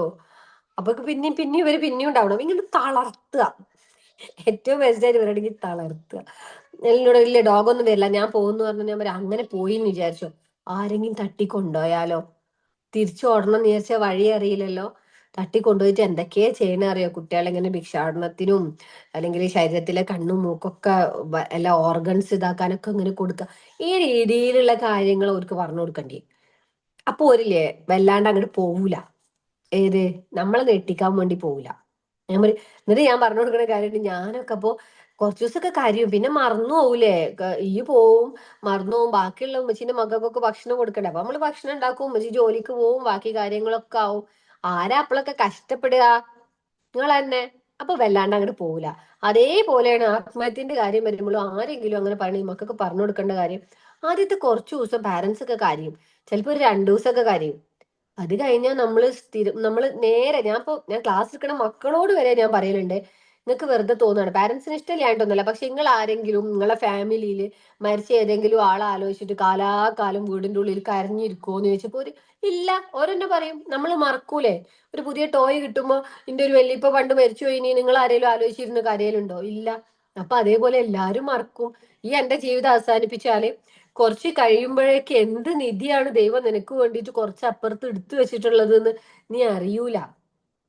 അപ്പോ ഞങ്ങൾ വിഷമിപ്പിക്കാൻ വേണ്ടി വെറുതെ ജീവൻ ഇല്ലാതാക്കണ്ട. ഞങ്ങൾക്ക് 2 ദിവസം വിഷമം കഴിഞ്ഞാൽ ഞങ്ങൾ ബാക്കി നോർമൽ റൂട്ടീനിലേക്ക് പോകും. കാരണം ലോകം അങ്ങനെയാണ്, മറവി മനുഷ്യന്റെ സ്വാഭാവികമായിട്ടുള്ള ഒരു പ്രതിഭാസമാണ്. അപ്പൊ അതുകൊണ്ട് നോർമൽ റൂട്ടീനിലേക്ക് നമ്മൾ പോവും. അപ്പൊ സ്വന്തം ജീവിതം വെറുതെ കളയണ്ട. അങ്ങനെ കളഞ്ഞ കുറെ ഉദാഹരണങ്ങളുണ്ട്. നമുക്കറിയാം കഫേ കോഫിയുടെ MD ഒക്കെ കടം വന്നപ്പോഴാണ് അവർ ആത്മഹത്യ ചെയ്തത്. പക്ഷെ അതിന്റെ ശേഷമാണ് അവരുടെ വൈഫ് ബിസിനസ്സിലേക്ക് ഇറങ്ങുകയും ഭയങ്കര ഏറ്റവും ടോപ്പ് സക്സസ് ബിസിനസ് വിമന്റെ കൂട്ടത്തിലുള്ള ഒരാളായിട്ട് മാറുകയും ചെയ്ത്. അയാൾക്ക് ലൈഫിലെ കുറച്ചപ്പുറത്ത് എല്ലാ ലക്ഷറീസും അനുഭവിക്കാൻ പാകത്തിന് ഒരു ഭാവി അപ്പുറത്ത് ഉണ്ടായിരുന്നെന്ന് അയാൾ ആലോചിച്ചിട്ടില്ല. ഒരു ചെറിയ വിഷമം, ചെറിയതല്ല, അയാളെ സംബന്ധിച്ച് വലിയ വിഷമം തന്നെ ആയിരിക്കും. പക്ഷെ ആ വിഷമം വന്ന സമയത്ത് അതിനെ എങ്ങനെ ഓവർകം ചെയ്യാമെന്ന് ചിന്തിക്കുന്നതിന് പകരം എനിക്ക് ഇതൊന്നും താങ്ങൂല, എന്നെ കൂടെ ഇതൊന്നും പറ്റൂല എന്നുള്ള കോലത്തിൽ അത് അവസാനിപ്പിച്ചുകൊണ്ടാണ് കുറച്ചപ്പുറത്ത് വിധി അല്ലെങ്കിൽ ദൈവം സൂക്ഷിച്ചു വെച്ചിട്ടുള്ള നിധിയെ കുറിച്ച് അല്ലെങ്കിൽ ആ നിധി അനുഭവിക്കാനുള്ള ഭാഗ്യം അയാൾക്ക് ഇല്ലാണ്ട് പോണത്. അപ്പോ അങ്ങനെ ഭാവിയിൽ ഇതൊക്കെ മാറും, മാറാത്തതൊന്നും ഇല്ല എന്നുള്ള രീതിയിലുള്ള കാര്യങ്ങൾ നമ്മളെ മക്കൾക്ക് പറഞ്ഞു കൊടുക്കാം. അങ്ങനെ ആവുമ്പോൾ അവർ ചിന്തിക്കും. മറ്റേത് എന്താ വെച്ചാൽ അവര് നമ്മളെ പേടിപ്പിക്കാൻ വേണ്ടിയിട്ട് അല്ലെങ്കിൽ നമ്മളെ വിഷമിപ്പിക്കാൻ വേണ്ടിയിട്ടൊക്കെയാണ് പോയിട്ട് ജീവിതം വെറുതെ അവസാനിപ്പിക്കണത്. അത് അത്രേ നമ്മളും അവരോട് പറഞ്ഞിട്ടുള്ളൂ എന്നുള്ളതുകൊണ്ടാ. നമ്മൾ പറയുമ്പോൾ കുറച്ചും കൂടി നീട്ടി പറയണം, അപ്പുറത്തേക്ക് ഉള്ളതും കൂടി പറയണം. 2 ദിവസം കഴിഞ്ഞാൽ മറന്നു പോകും. സ്വാഭാവികമായിട്ടും നമ്മൾ മറക്കും, നമുക്ക് വെറുതെ തോന്നാണ്. ആ മറന്നു പോകും എന്നുള്ള 2 ദിവസം കഴിഞ്ഞിട്ടുള്ള കാര്യങ്ങളും കൂടെ ചേർത്തിട്ട് വേണം പറഞ്ഞു കൊടുക്കാൻ. അപ്പൊ കുട്ടികളൊന്ന് ആലോചിച്ചിട്ട് ഈ പണിക്ക് പോവുള്ളൂ. ദെൻ എന്ത് ഇഷ്യൂ ഉണ്ടെങ്കിലും ഞങ്ങൾ നിന്റെ കൂടെ ഉണ്ടാവും എന്ന് വാക്ക് കൊണ്ടല്ലാതെ നമ്മളെ പ്രവൃത്തി കൊണ്ടും ആക്ഷൻസ് കൊണ്ടും കുട്ടിക്ക് ഫീൽ ചെയ്യാനും കൂടി പറ്റിയാല് അവരെങ്ങോട്ടും പോവില്ല, ആത്മഹത്യം ചെയ്യില്ല. ദെൻ അടുത്തൊരു സാധനമാണ് ലഹരി. ലഹരിക്ക് ഉള്ളൊരു ഇഷ്യൂ എന്ന് പറയുന്നത് നമ്മളുടെ നാട്ടിലൊക്കെ അത് അവൈലബിൾ ആണ്. പക്ഷെ നമ്മൾ ഈ വിചാരിക്കണ പോലെ ഒറ്റ പ്രാവശ്യം ഇപ്പൊ ഈ ടീച്ചേഴ്സിനൊക്കെ പോലീസ് ഡിപ്പാർട്ട്മെന്റ് ഒക്കെ ലഹരിനെ കുറിച്ചുള്ള അവയർനെസ് ക്ലാസ് ഒന്നും, ഞാൻ പറയാം ലഹരിനെ കുറിച്ചൊന്നുള്ള അവയർനെസ് ക്ലാസ് കുട്ടികൾക്ക് കൊടുക്കരുത് എന്നാ. കാരണം അത്രയും വെറൈറ്റീസിനെ കുറിച്ചാണ് അവർ ഇൻട്രൊഡ്യൂസ് ചെയ്യുന്നത്. ഇതിന് താല്പര്യമുള്ളത് ആരാ നിക്കരം? MDMA ആയാലും അതിന്റെ കളറ് എല്ലാം ചേർത്തിട്ടാണ് ക്ലാസ്, അവയർനെസ് ക്ലാസ് തരുന്നത്. ഇതിനെ കുറിച്ച് നല്ല അവയർനെസ്. അപ്പൊ സ്കൂളുകളിലെ ചുമരുകളിലൊക്കെ നമ്മൾ സെഷൻസ് എടുക്കാൻ പോകുമ്പോഴൊക്കെ കാണാം സിഗരറ്റിന്റെ ഒരു ഇങ്ങനെ പുകയൊക്കെ പോണ ഒരു പിക്ചറൊക്കെ കൊടുത്തിട്ട് സ്മോക്കിംഗ് ഈ cause cancer, smoking injurious to, ലഹരി നിരോധിത മേഖല എന്നൊക്കെ എഴുതി ഒട്ടിച്ചിരിക്കുന്നത്. ഒരു LP UP സ്കൂളിലൊന്നും ഈ സാധനം ഒട്ടിക്കേണ്ട പോലും ആവശ്യമില്ല. അപ്പൊ വീണ്ടും വീണ്ടും അത് കാണുന്ന ഒരു കുട്ടി. പിന്നെ മോനോട് ചോദിക്കാം, റോട്ടിൽ കൂടെ ഇങ്ങനെ പോകുമ്പോൾ ഒരാൾ ഇങ്ങനെ സിഗരറ്റ് വലിക്കുന്നുണ്ട്. അപ്പൊ മോനിക്ക ഈ സാധനമാണോ ഞങ്ങളെ സ്കൂളിന്റെ ചുമരുമ്മൽ ഒട്ടിച്ചിരിക്കുന്നത്? കാരണം അവനത് കണ്ടിട്ട് പോലും ഇല്ല. അപ്പോഴാണ് കുട്ടി ഇത് നോട്ട് ചെയ്യാൻ തുടങ്ങുന്നത്. ഈ അപ്പൊ കുട്ടികളോട് ജസ്റ്റ് പറഞ്ഞു കൊടുക്കുക, ഇത് ചെറിയ മക്കളോട് തന്നെ പറഞ്ഞു കൊടുക്കുക, അത് ഉപയോഗിച്ച് കഴിഞ്ഞാല് ക്യാൻസർ ഉണ്ടാവും, ഒരുപാട് അസുഖങ്ങൾ. അതിന്റെ വീഡിയോസ് ഒക്കെ കാണിച്ചു കൊടുക്കാം, ചെറുപ്പത്തിൽ തന്നെ കാണിച്ചു കൊടുക്കാം, ചെറിയ കുട്ടിയെ കാണിച്ചു കൊടുക്കുക. കണ്ട എന്ത് കഷ്ടപ്പെടണം അല്ലെ, ഒരു കുറഞ്ഞ സമയത്ത്. അവർക്ക് വലിയ സന്തോഷമൊന്നും ഉണ്ടാവില്ല, പക്ഷെ എത്ര കാലം വയ്യാതാവണം ശരീരം, അത് കാരണം അവരെ ഫാമിലി എത്ര കഷ്ടപ്പെടും ഒക്കെ ചെറിയ പ്രായത്തിൽ തന്നെ പറഞ്ഞു കൊടുത്താൽ അതിനോടൊരു അതുപോലെ തന്നെ ഇപ്പൊ എവിടെന്നെങ്കിലും ആരെങ്കിലും സ്മോക്ക് ചെയ്യണം, അത് എന്തൊരു ബാഡായിട്ട് അയാൾ ചെയ്യണത് എന്ന് പറയാം, അങ്ങനെ തന്നെ പറയാം. അയാളെ കുറിച്ച് ചിലപ്പോൾ കുട്ടി ബാഡായിട്ട് വിചാരിക്കും, പക്ഷെ കുട്ടി അതിലേക്ക് പോവാണ്ടിരിക്കാനുണ്ടെങ്കിൽ ഇപ്പൊ കുട്ടികളൊക്കെ സ്മോക്കിംഗ് കമ്പാരിറ്റീവ്ലി കുറവാ. പണ്ട് അതൊരു ഹീറോയിക് ഹാബിറ്റ് ആയിരുന്നു. സിനിമയിലൊക്കെ അങ്ങനെ വലിച്ചു വിടണതും കുടിച്ചു വിടണതൊക്കെ ഭയങ്കര ഹീറോയിക്. ഇപ്പോഴും ഫിലിമിലൊക്കെ ചെയ്യണ എന്താ, വലിക്കണം കുടിക്കണം ഒക്കെ കാണിക്കും, അതിന്റെ അടിയിൽ ഇങ്ങനെ എഴുതി കാണിക്കുക. പക്ഷെ കുട്ടികളെയും കൊണ്ട് തിയേറ്ററിൽ പോണ പാരന്റ്സ്, ഈ കുട്ടിക്ക് ഇത് വായിക്കാൻ പറ്റുമോ? ഇല്ല. അപ്പൊ അങ്ങനെ അതുകൂടി പറയട്ടെ. ഞാൻ ഒരിക്കൽ ഒരു ഫിലിമിന് പോയ സമയത്ത് ഭയങ്കര, ഞാൻ അറിഞ്ഞുകൊണ്ട് കേറിയതല്ല ആ സിനിമക്ക്, പക്ഷെ ഫുള്ള് വെട്ടലും കുത്തലും കെട്ടിത്തൂക്കലും മാത്രം അതിൻ്റെ അകത്ത്. പക്ഷെ അതിനൊക്കെ എതിരെയുള്ള ഫിലിമാണ്. കണ്ടു കഴിഞ്ഞാൽ അത് ലഹരിക്കെതിരെ ഒക്കെ ഉള്ള ഒരു ഫിലിമാണ്. പക്ഷെ ഇന്റർവെല്ലിന് നോക്കിയപ്പോ കുറേ തുരുതുരാ കുഞ്ഞു മക്കളുണ്ട് അതിൻ്റെ അകത്ത്. ഒരു ഒരു ഒരു എന്താ പറയാ, ഒരു 4ാം ക്ലാസ്സിന്റെ ഉള്ളിൽ വരുന്ന കുറേ കുട്ടികൾ. പാരന്റ്സ് ചിലപ്പോൾ ഒരു എന്റർടൈൻമെന്റിന് കയറുന്നതായിരിക്കും, പക്ഷെ കുട്ടികളുടെ ഉള്ളില് എല്ലാ ഓർമ്മകളും എല്ലാ അറിവും സ്റ്റോർ ചെയ്യുന്നത് പിക്ചേഴ്സ് ആയിട്ടാ, ചിത്രങ്ങളായിട്ടാ, അല്ലെങ്കിൽ അതിനേക്കാളും എഫക്റ്റീവ് ആയിട്ട് വീഡിയോസ് ആയിട്ടാ. നമ്മൾ ഇങ്ങനത്തെ ഫിലിംസ് അല്ലെങ്കിൽ നമ്മളെ ഫോണിൽ കാണുന്ന വീഡിയോസ് ഒക്കെ ബാഡ് കണ്ടന്റ്സ്, അല്ലെങ്കിൽ നമ്മളെ കുട്ടി ചെയ്യരുത് നമ്മൾ ആഗ്രഹിക്കുന്ന കണ്ടന്റ്സ് ഉണ്ടെങ്കിൽ അത് കാണാതിരിക്കുക എന്നുള്ളതാണ്. കുട്ടീനെ മുമ്പിൽ വെച്ച് നമ്മൾ കാണാണ്ടിരിക്കുക. അല്ലെങ്കിൽ കുട്ടി കാണുമ്പോ, കുട്ടി ഇപ്പൊ നമ്മളെ കൂടെ ഇരുന്ന്, അല്ലെങ്കിൽ നമ്മളെ കൂടെ ഇരുന്ന് തന്നെ കുട്ടി കാണുന്നെങ്കിൽ എന്ത് ബാഡായിട്ട് അവര് ചെയ്യണം, നമ്മൾ ഇത് കാണണ്ടെന്ന് പറഞ്ഞാൽ അപ്പൊ തന്നെ നമ്മളെ കുട്ടീന്റെ മുമ്പിൽ വെച്ച് സ്കിപ്പ് അടിച്ച് പോവാ. അപ്പൊ കുട്ടിക്ക് മനസ്സിലാവും ഇത് ചെയ്യാൻ പാടില്ലാത്തൊരു കാര്യമാണ്. നമ്മൾ സാധാരണ ഇപ്പൊ കൊമ്പങ്കാട് കോയനെയും മറ്റേ ആളെ വേറെന്തേനി കുഞ്ഞാപ്പും ഇങ്ങനെ ചാടിയിട്ട് അടിക്കണൊക്കെ കണ്ടിട്ട് നമ്മളിങ്ങനെ ചിരിക്കും. കുറച്ച് കഴിഞ്ഞിട്ട് നമ്മളിങ്ങനെ നോക്കുമ്പോ ഉണ്ടാവും അപ്പുറത്ത് ഇവർ രണ്ടാൾ തല്ലിടുമ്പോ മൂത്തോനെ ഇളയോനൊക്കെ ഇങ്ങനെ ചാടി തല്ലണ്. എന്താ ഇവരിത് കാണാൻ നമ്മൾ ചിരിക്കുന്നുണ്ട്. പ്രമോഷൻ, നമ്മൾ പണ്ട് ടിന്റുമോൻ അങ്ങനെ ആയിരുന്നു അല്ലെ. ടിന്റുമോന് കാർട്ടൂൺ ആദ്യം എല്ലാവർക്കും ഭയങ്കര ഇഷ്ടമാണ്. വലിയ പാരന്റ്സ്, ഗ്രാൻഡ് പാരന്റ്സ് ഒക്കെ ടിന്റുമോനെ കണ്ട് ചിരിക്കേനി. അവനാന്റെ മക്കളും പേരക്കുട്ടികളും ഇതേമാതിരി തർക്കുത്തരം പറയാൻ തുടങ്ങിയപ്പോഴാണ് ടിന്റുമോൻ ഇങ്ങനെ ബാക്ക് അടിച്ചു തുടങ്ങിയത്. പണ്ട് ബോബനും മോളിയായിരുന്നു. പിന്നെ ടിന്റുമോൻ വന്നപ്പോ ഇപ്പൊ ടിന്റുമോൻ എന്താ പറയാ, പബ്ലിക് ഫിഗർ ആയിട്ട് ഇല്ലാത്തതിന്റെ റീസൺ എന്താ, ഭയങ്കര തറുതല പറയണോണ്ട് ഇത് കുട്ടികൾ റിപ്പീറ്റ് ചെയ്യാൻ തുടങ്ങിയപ്പോഴാണ് പാരന്റ്സിന് മനസ്സിലായത് ഇതിന് വളം വെച്ചാൽ ശരിയാവില്ല എന്ന്. അതേപോലെ തന്നെയാണ് ഇവർ കാണുന്ന വീഡിയോസിലൊക്കെ മനുഷ്യനൊരു സ്വഭാവമുണ്ട്, നെഗറ്റീവ് സാധനം വേഗം ഇങ്ങോട്ട് വലിച്ചെടുത്താണ്. പോസിറ്റീവ് കയറാൻ വലിയ പണിയാണ്. അതുകൊണ്ട് തന്നെ ഒരു വീഡിയോ കണ്ട അതിലെല്ലാ തെറിയും നമ്മളെ മക്കൾ വേഗം പഠിക്കും. അതിലെ മോറൽ വാല്യൂസ് ഉള്ള കണ്ടന്റ് ഒന്നും ചിലപ്പോൾ കിട്ടൂല. എല്ലാ ബാഡ് വേർഡ്സും ഒരു പഠിച്ചേക്കും, ഓരോത് ട്രൈ ചെയ്യും. അപ്പൊ നമ്മൾ അവരെ തല്ലാൻ പോവല്ല വേണ്ടത്. നമ്മൾ സാധാരണ എന്താ വെച്ചാൽ ഇനി ഈ ബാഡ് വേർഡ് വിളിക്കുക വെച്ചാൽ നമ്മൾ അതിനെ രണ്ടെണ്ണം പൊട്ടിക്കും. അല്ല, ഇതിന്റെ മുളേന്നാണ് നുള്ളേണ്ടത്. പുല്ലുറിക്കുമ്പോല്ലേ മുകളിൽ ഇങ്ങനെ വെട്ടിപ്പോയ 2 ദിവസം കഴിഞ്ഞാൽ അങ്ങനെ തൊലത്ത് വരില്ലേ, അതേപോലെ നമ്മളടുത്തുനിന്ന് പേടിച്ചിട്ട് ബാഡ് വേർഡ്സ് ഉപയോഗിക്കാൻ മടിക്കണ ഒരു കുട്ടി നമ്മളില്ലാത്തപ്പോ അത് വിളിക്കും.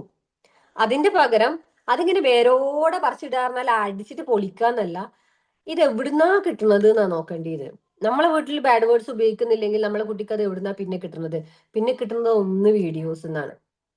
അവർ കാണുന്ന കാർട്ടൂൺസിൽ വരെ. എന്താണ് ആ കാർട്ടൂണിന്റെ പേര്? ചാച്ചാ ബദീജ ആയിക്കോട്ടെ, പിന്നെ ഇങ്ങനെയുള്ള എല്ലാ കാർട്ടൂണിലും എടാ കഴുതേ പോടാ മണ്ട പോട്ട, ഇത് ഒരു നോർമലായിട്ട് കാർട്ടൂൺ ക്യാരക്ടേഴ്സ് ഉപയോഗിക്കുന്ന ഡയലോഗ്സാ. അപ്പൊ കുട്ടികൾ അത് ഉപയോഗിക്കും. അപ്പൊ അത്തരം കാർട്ടൂണുകളിൽ നിന്ന് അവരെ മെല്ലെ ഡൈവേർട്ട് ചെയ്തിട്ട് നേരെ വല്ല നല്ല ഇംഗ്ലീഷ് കാർട്ടൂൺസ് ഒക്കെ കാണിച്ചു കൊടുക്കുക. നല്ല ക്വാളിറ്റി ഉള്ള കാർട്ടൂൺസ് സെലക്ട് ചെയ്യുക, തെരഞ്ഞ് കണ്ടുപിടിച്ചിട്ട് കാണിച്ചു കൊടുക്കുകയാണെങ്കിൽ അത് കാണിച്ചു കൊടുക്കുക. ലാംഗ്വേജ് എങ്കിലും ഇമ്പ്രൂവ് ചെയ്യും, ഇംഗ്ലീഷ് ലാംഗ്വേജ് എങ്കിലും ഇമ്പ്രൂവ് ചെയ്യും. അങ്ങനെ അവരുടെ എന്ത് പ്രശ്നത്തിന്റെയും റൂട്ട് എവിടെ? നമ്മൾ എപ്പോഴും പറയും, ഒരു പാരന്റ്, സമയമായ പറയണേ, ഒരു പാരന്റ് എപ്പോഴും ഒരു ആവണം. പാരന്റ്സ് നമ്മൾ ഡോക്ടർ, ടീച്ചർ, മറ്റേ കുറേ ഡ്യൂട്ടീസ് ഉണ്ട് പറയലുണ്ട്. അതിൽ ഏറ്റവും ഇമ്പോർട്ടന്റ് ആയിട്ടുള്ള ഒരു ഡ്യൂട്ടിയാണ് പാരന്റ് ആസ് എ സയന്റിസ്റ്റ്. എന്തിന്റെയും ഒരു റീസൺ എന്താന്ന് തിരയുക. ഒരു കുട്ടി ചൂടാവുന്നത് ലാസ്റ്റ് കൺക്ലൂഷൻ ആയിട്ട് എനിക്ക് പറയാനുള്ളത്, ചൂടാവുന്നുണ്ടെങ്കിൽ അതിന്റെ റീസൺ എന്തായിരിക്കും? എന്തുകൊണ്ടാണ് എന്റെ കുട്ടി ചൂടാവുന്നത്? കുട്ടി ഭയങ്കര സൈലന്റ് ആയിട്ടിരിക്കുന്നുണ്ടെങ്കിൽ എന്താണ് ഈ സൈലൻസിന്റെ കാരണം? അതിൽ എന്റെ എന്തെങ്കിലും പങ്കുണ്ടോ? അല്ലെങ്കിൽ കുട്ടീനോട് ചോദിക്കുക എന്തേ എനിക്ക് പറ്റിയത്, അല്ലെങ്കിൽ അവരോട് ഇങ്ങനെ ചോദിച്ചാൽ അവർ കേടായിരുന്നു നമ്മൾ വിചാരിക്കണ്ട. അപ്പൊ എപ്പോഴും ഒരു സയന്റിസ്റ്റിന്റെ മെന്റാലിറ്റിയോടെ കുട്ടികളെ സമീപിക്കാം. ഒരു സയന്റിസ്റ്റ് എങ്ങനെയാണ് ഒരു പരിപാടി ഒരു ഒരു ഒരു ഒരു ആക്ടിവിറ്റി ചെയ്ത് പാളി പോയാല് അടുത്തതാണ് അവർ എടുക്കുക അല്ലെ, അടുത്ത സ്റ്റെപ്പ് എടുത്തു നോക്കും. അതും പാളിയാൽ അടുത്ത സ്റ്റെപ്പ് എടുത്തു നോക്കും. ഇങ്ങനെ ചെയ്തു നോക്കി ലെവലാക്കുക ചെയ്യാം. അല്ലാതെ ആരും എഴുതി തള്ളാറില്ല ആ അത്ര മതി. അങ്ങനെ വിചാരിച്ചിരുന്നെങ്കിൽ ഈ ലോകത്ത് ഒരു കണ്ടുപിടുത്തങ്ങളും നടക്കൂലായിരുന്നു. വീണ്ടും വീണ്ടും വീണ്ടും ട്രൈ ചെയ്തതിന്റെ ഫലമായിട്ടാണ് ലോകത്ത് എല്ലാ കണ്ടുപിടുത്തങ്ങളും ഉണ്ടായി എന്ന് പറഞ്ഞ പോലെ ആസ് എ പാരന്റ് നമ്മൾ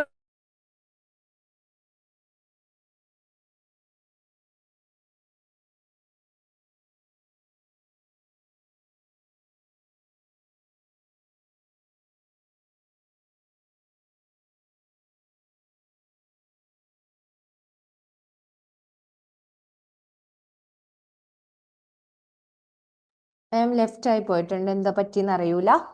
യെസ്, ജോയിൻ ചെയ്യുന്നുണ്ടാവും. ഒരുപാട് കാര്യങ്ങൾ കിട്ടി ഉണ്ടല്ലോ. നിങ്ങൾ എല്ലാരും അവിടെ തന്നെ ഉണ്ടല്ലോ. ഒന്ന് ചാറ്റ് ബോക്സിൽ വന്ന് എല്ലാരും പറയുന്നത് കേൾക്കുന്നില്ല? Okay okay okay, yes, okay. അപ്പോ എല്ലാരും ക്യാമറ ഓഫ് ചെയ്തിരിക്കുന്നോണ്ട് തന്നെ ആരെയും കാണുന്നില്ല. അപ്പോ അവന് എന്താ പറ്റിയെന്നറിയില്ല, ജസ്റ്റ് ഒന്ന് നോക്കാം. ഓക്കെ, എല്ലാരും ഉണ്ടല്ലേ. അപ്പോ പറയാനുള്ളത്, നമ്മൾ ഒരുപാട് കാര്യങ്ങൾ പലയിടത്തുനിന്നും നമുക്ക് കിട്ടലുണ്ട് ഇല്ലേ? പക്ഷെ എന്താ ഉണ്ടാവല്, നമ്മളിത് കേട്ടിട്ട് ഒന്നുകൂടെ കേട്ട് ഒന്നുകൂടെ വിട്ടയക്കും. അപ്പൊ അതൊന്ന് സെക്കൻഡ് ചാറ്റ് ബോക്സിൽ ഓക്കെ, അതൊന്ന് ഒഴിവാക്കിയിട്ട് നമ്മളെ മക്കളാ. Okay ma'am, set. നെറ്റ് കട്ടായി പോയതാ, സോറി. ടൈം ആയി തുടങ്ങിയിരിക്കുന്ന, അപ്പൊ പിന്നെ ഓക്കെ ഓക്കെ. ഓക്കെ, ജസ്റ്റ് ഒന്ന് കൺക്ലൂഡ് ചെയ്യണേ ഉള്ളൂ.